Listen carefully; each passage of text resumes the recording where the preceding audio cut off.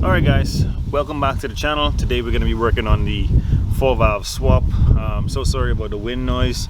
The past week or two it's been very breezy. We've been having a lot of bad weather, so it's been hard to actually get some work done on this thing. Today we're going to be installing a passenger seat.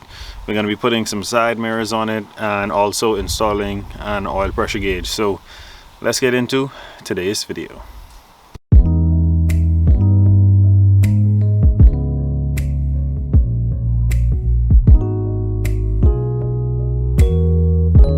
Alright, so this is the passenger seat that we're going to be using. Definitely it has seen a lot better days, but this is what I got for putting in the passenger seat. I just want something so that people can ride along with me.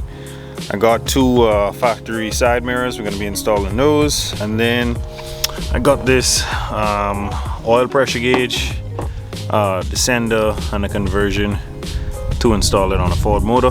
So I'm gonna do the easy stuff first, probably pop those mirrors in, then we're gonna deal with the chair, then we're gonna install the sender for the oil unit properly, then we're gonna run the wires for it. So let's get into it.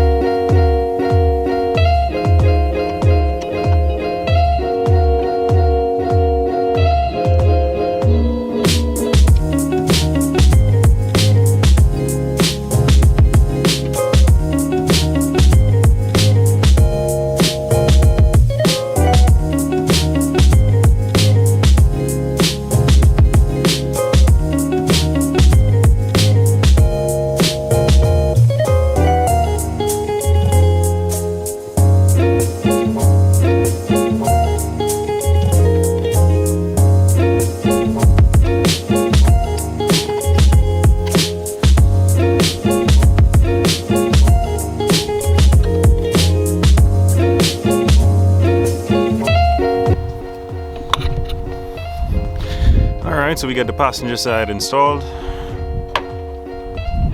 I like these covers that they have for them, even though I don't have any door panels, but cover just makes it look so much cleaner. So I'm going to install the driver's side, and then we're going to get to installing the seat.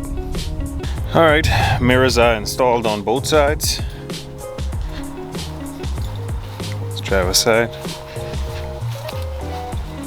Now we're going to install the passenger seat, and that's just 4 15mm bolts. So let's get to putting that in.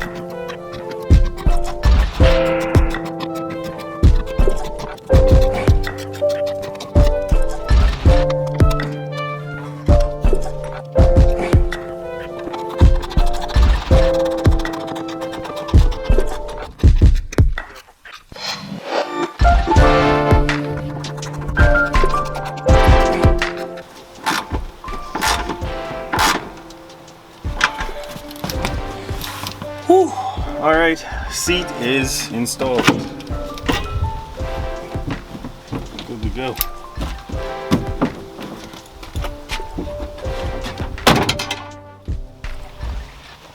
Alright, so now it's time for the oil pressure gauge. Definitely gonna need this because anytime you're beating on a motor, there's a certain limit to how low the oil pressure can go before you spin a bearing or mess something up in the bottom end.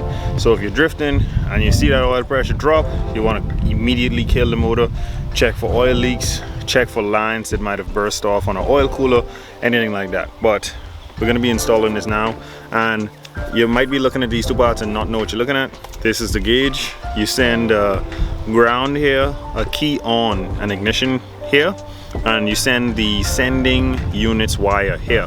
So the wire that comes off of here will go here on the terminal. So super easy, 3 wires to install.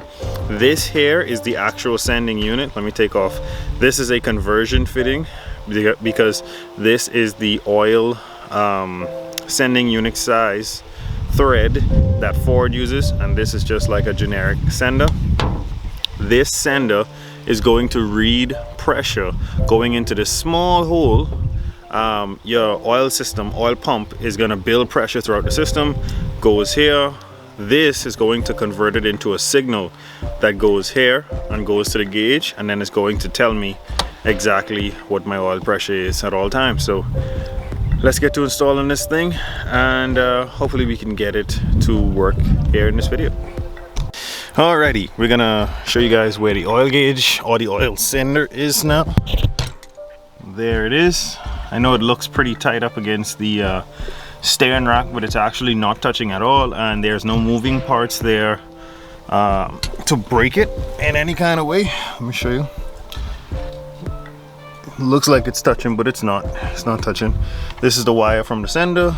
We're gonna be running that through a grommet on the firewall and installing it onto the gauge. So let's get to installing the gauge now. All right, so there's the gauge. I have the 3 wires running the back, which is just signal, ground, and key on positive. So I'm gonna give the motor a few cranks, because when we when we installed the oil sending unit, we had to take a plug out and some of the oil drained out. So I'm gonna build pressure by cranking it for a few seconds. All right, that should be good. Now we're gonna go key on and let's see what the gauge does. And there it is.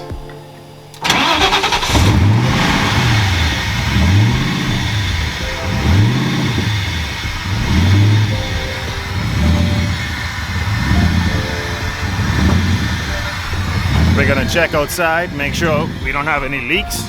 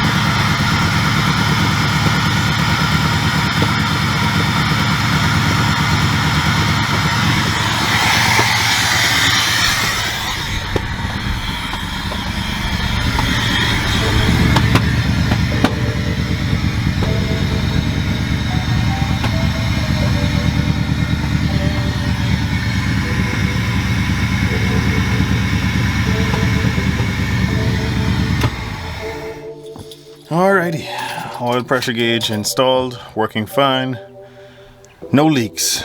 Alright guys, that'll be it for this video, but whew, the sun is banging. That's gonna be it for this video. I know it was very just me working on the car. It's pretty boring, but I have some footage from me test driving it on the tracks. I think this was Sunday before last, so I'm gonna insert that video here.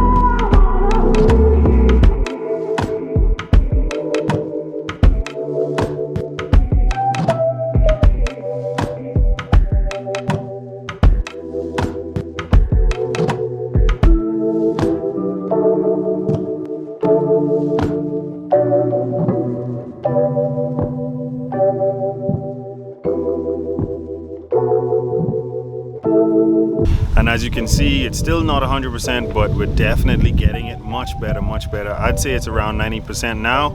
I ordered a silicone coupler that it goes from 4-inch to 3-inch. That's going to allow me to run my MAF setup. I ordered a new set of 8 coils, so hopefully that helps with the sputtering. I believe those coils are just bad. But thank you guys so much for watching. Don't forget to like, share, and subscribe. I'll catch you guys on the next one.